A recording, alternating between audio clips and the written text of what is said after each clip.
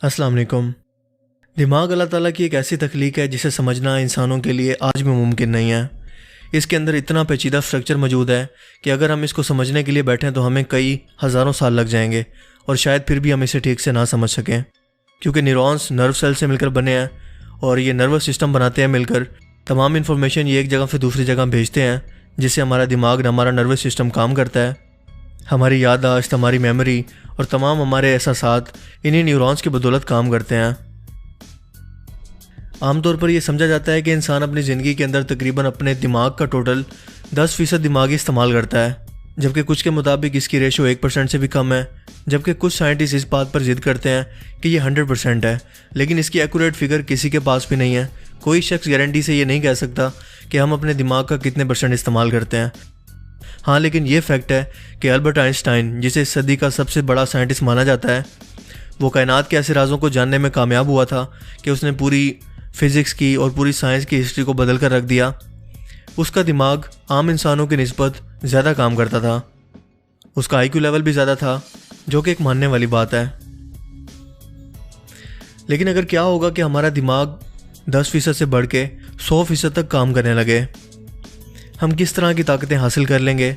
इंसानी जिस्म किस तरह से काम करना शुरू करेगा और हमारी ज़िंदगी के अंदर क्या बदलाव होंगे? यकीनन ये सवाल सुनने में काफ़ी इंटरेस्टिंग लगता है। एक क्यूरियोसिटी सी पैदा होने लग जाती है इसको सोचने के बाद कि आखिर ऐसा क्या हो सकता है कि अगर हम अपने पूरे दिमाग को असेस कर लें, पूरे दिमाग पर कंट्रोल कर लें, तो हमारे साथ इस दुनिया के अंदर क्या होगा। इसी टॉपिक के ऊपर एक मूवी बनी है जिसका नाम है लूसी। इस मूवी को डायरेक्ट किया था लूक बेसन ने। ये एक साइंस फिक्शन मूवी है जिसे 2014 में रिलीज़ किया गया था। इसके लीड रोल के अंदर है स्कारलेट जॉनसन, जिसे आप ब्लैक विडो के नाम से भी जानते हैं। अगर आपने एवेंजर्स मूवी देखी है तो उसके अंदर इसने ब्लैक विडो का कैरेक्टर किया है। तो ये एक बड़ी ज़बरदस्त मूवी है और इसके अंदर इसी कॉन्सेप्ट को एक्सप्लेन करने की कोशिश की गई है कि हम अगर पूरे दिमाग को असेस कर लें, पूरे दिमाग की ताकत को असेस कर लें, तो हम क्या कर सकते हैं। सबसे पहले मैं ये बता दूं कि ये साइंस फिक्शन है, ये रियलिटी नहीं है।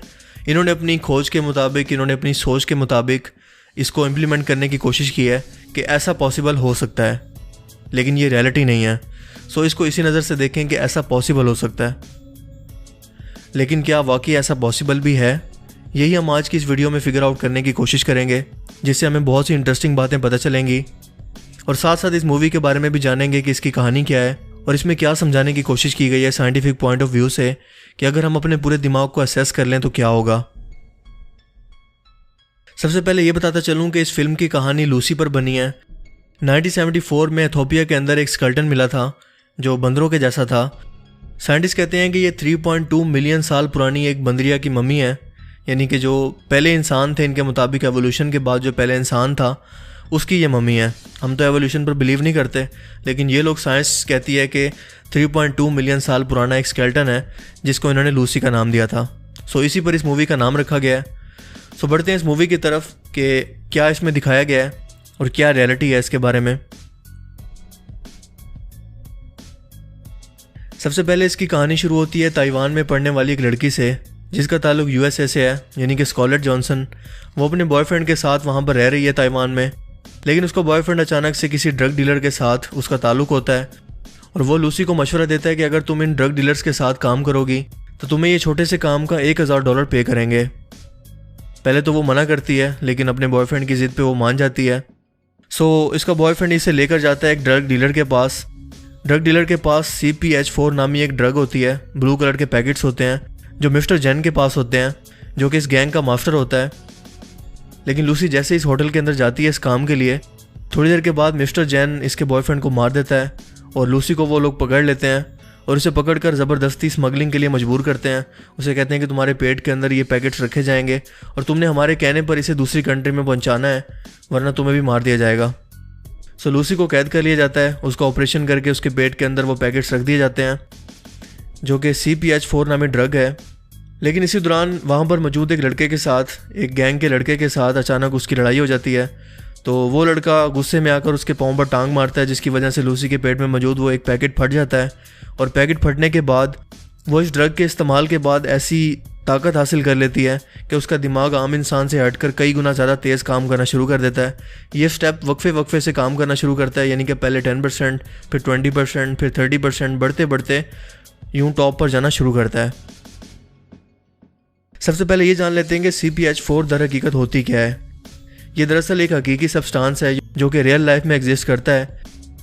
इसे इंसानी न्यूरॉन्स यानी नर्वस सिस्टम की ग्रोथ का जिम्मेदार भी समझा जाता है। यानी फ़र्ज़ करें कि अगर दिमाग के अंदर 1000 से ज़्यादा ग्रोथ हार्मोन्स हैं दिमाग को बढ़ाने के लिए, दिमाग के नर्वस सिस्टम को बढ़ाने के लिए अगर 1000 से ज़्यादा हार्मोन्स हैं तो उनके अंदर एक CPH4 भी है, यानी कि हज़ारों में से एक है। तो ये नहीं कह सकते कि बिल्कुल ही ये काम नहीं करता, लेकिन ये रियलिटी में मौजूद है। CPH4 कुदरती तौर पर हामला औरतों के अंदर पैदा होता है जो 6 हफ्ते की प्रेग्नेंट होती हैं। तो बहुत कम मिकदार के अंदर ये औरतें जिस्म के अंदर पैदा करती हैं। लूसी का दिमाग इस ड्रग की वजह से एवोल्यूशन की तरफ बढ़ जाता है और इसे बहुत जल्दी डेवलप करना शुरू कर देता है। यानी इसके न्यूरॉन्स बहुत जल्दी काम करना शुरू कर देते हैं, अपने आप को डेवलप करना शुरू कर देते हैं। सो इस मूवी में दिखाया गया है कि उसका नर्वस सिस्टम इतनी तेज़ी से काम करता है कि वो ऐसी पावर हासिल कर लेती है कि जो इस मादी दुनिया की लिमिटेशंस या जिस डायमेंशन के अंदर हम रह रहे हैं, यानी इस 3 डायमेंशन दुनिया के अंदर, उसकी लिमिट से उसको आज़ाद कर देती है। लेकिन दर हकीकत ये ताकत सिर्फ अंबिया कराम को या औलिया अल्लाह को मिलती है जो इस लिमिट से आज़ाद होते हैं और वो ऐसे ऐसे काम कर सकते हैं जो आम इंसान बिल्कुल भी नहीं कर सकते। उनके दिमाग को अल्लाह ताला ने इतनी ताकत दी होती है कि वो दुनिया कायनात के निज़ाम को तोड़कर, सिस्टम को तोड़कर उससे हटकर काम कर सकते हैं। इस मूवी के मुताबिक इस दुनिया के अंदर जो चीज़ हमें बांधे हुए हैं, यानी जिस चीज़ के अंदर हम लिमिट में रह रहे हैं, वो हमारी डायमेंशंस हैं। अब डायमेंशन क्या होती हैं? डायमेंशन तकरीबन साइंस के मुताबिक 11 डायमेंशन है, लेकिन मैं आपको सिर्फ वीडियो को शॉर्ट करने के लिए बताता चलूँ कि हम जिस दुनिया में रह रहे हैं वो 3 डायमेंशन दुनिया है। अब ये 3 डायमेंशन दुनिया कैसे है कि आप अपनी जगह पर अगर फ़र्ज़ करें एक जगह पर खड़े हैं तो आप आगे जा सकते हैं, पीछे आ सकते हैं, लेफ़्ट जा सकते हैं, राइट जा सकते हैं। 2 डायमेंशंस हो गई। उसके बाद आप ऊपर जा सकते हैं या नीचे ज़मीन में जा सकते हैं। 3 डायमेंशन हो गई। लेकिन चौथी डायमेंशन टाइम है। टाइम 4 डायमेंशन है जिसको हम अपनी अमली ज़िंदगी में उसको होता देखते हैं, लेकिन उसको आंखों से नहीं देख सकते।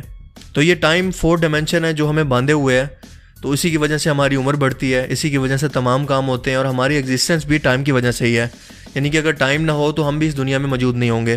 तो आप फ़िलहाल ये समझ लें कि टाइम एक ऐसी डायमेंशन है जो हमें कैद किए हुए है। वो हमें बच्चे से जवान करती है, जवान से बूढ़ा बनाती है। कभी आप ऐसा नहीं देखेंगे कि बूढ़े शख्स से एक जवान हो गया और जवान से फिर वो शख्स बच्चा बन गया। टाइम हमेशा स्ट्रेट लाइन में सफ़र करता है, यानी कि बच्चे से जवान बनेगा और जवान से बूढ़ा होगा और उसके बाद ख़त्म होगा। तो ये एक 4 डायमेंशन है, टाइम है जो हमें बांधे हुए है। इसकी एक और मिसाल आप ले सकते हैं कि फ़र्ज़ करें कि एक गाड़ी है जो बहुत ज़्यादा नॉर्मल स्पीड से चल रही है, लेकिन अचानक से अगर उस गाड़ी को इतनी तेज़ रफ्तार से चलाया जाए कि वो आपकी आंखों के सामने से ओझल हो जाए, तो उस टाइम क्या हुआ होगा? दरअसल ये गाड़ी इतनी तेज़ी से सफ़र कर रही है कि इसने टाइम को पीछे छोड़ दिया है। ये स्पीड ऑफ लाइट से भी ज़्यादा तेज़ से सफ़र कर रही है, इसीलिए इस पर वक्त अब अप्लाई नहीं हो रहा, टाइम अप्लाई नहीं हो रहा 4 डायमेंशन, इसलिए लोगों की आंखों से ओझल हो गई है। अगर हमारे दिमाग की बात करें तो इसे इस दुनिया के कानून के मुताबिक डिज़ाइन किया गया है और ये इस दुनिया के अंदर रहते हुए दिमाग की छुपी हुई ताकतों को हासिल नहीं कर सकता। अब आप इसकी मिसाल ऐसे ले सकते हैं कि फ़र्ज़ करें कि एक इंसान पानी में डूब रहा है और उसको तैरना भी आता है। थोड़े से पानी के अंदर तो वो बच जाएगा क्योंकि उसको आदत नहीं है, लेकिन उसको स्विमिंग आती है, वो बच जाएगा। लेकिन जब बड़ी बड़ी लहरें आएंगी तो समंदर की बड़ी बड़ी लहरों से वो खुद को कैसे बचाएगा? चाहे उसको स्विमिंग भी आती है, वो डूब जाएगा। अब इसी पानी की मिसाल हमारे दिमाग से ले लें। थोड़े से पानी का मतलब है कि दिमाग को थोड़ा सा इस्तेमाल करना, ज़्यादा पानी का मतलब है, बड़ी बड़ी लहरों का मतलब है कि दिमाग को मुकम्मल इस्तेमाल करना। थोड़े से पानी को इस्तेमाल करेंगे, यानी थोड़े दिमाग को इस्तेमाल करेंगे तो ठीक रहेंगे, बच जाएंगे।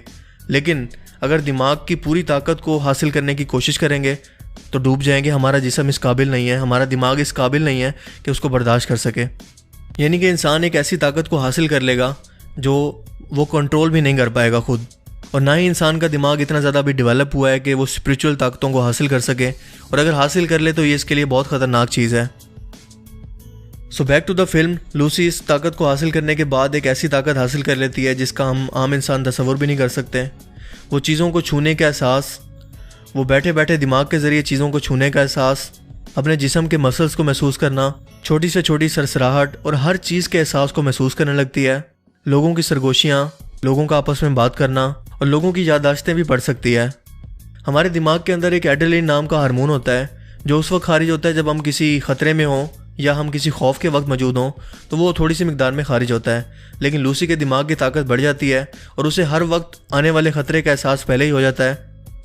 सो इन तमाम खूबियों के बाद आहिस्ता आहिस्ता लूसी का दिमाग डेवलप होना शुरू होता है और वो इस हद तक पहुंच जाता है कि उसके सेल खुद सेल्फ सस्टेन करने लग जाते हैं और उनको एक दूसरे से कनेक्ट रहने की ज़रूरत नहीं पड़ती, इसीलिए वो एक दूसरे के साथ अलग होकर बिखर जाते हैं।